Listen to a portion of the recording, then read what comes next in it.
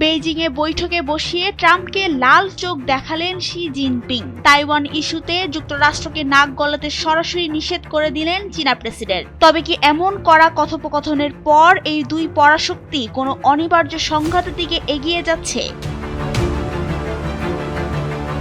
সংবাদ মাধ্যম Al Jazeera বলছে, বেইজিংয়ে আলোচিত ট্রাম্প শি বৈঠকের শুরুতেই শি জিনপিং ট্রাম্পকে স্পষ্ট জানিয়ে দেন তাইওয়ান নিয়ে কোনো আপোষ করবে না চীন। চীনের এমন কঠোর বার্তা শুরুতেই দুই পরাশক্তির টানটান সম্পর্কে যোগ করে এক নতুন মাত্রা।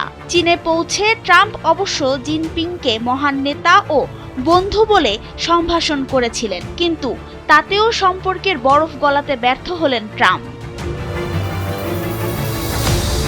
বৈঠকের শুরুতেই তাইওয়ান প্রসঙ্গ তুলে শি জিনপিং বলেন, চীন যুক্তরাষ্ট্র সম্পর্কের সবচেয়ে গুরুত্বপূর্ণ বিষয় হলো তাইওয়ান।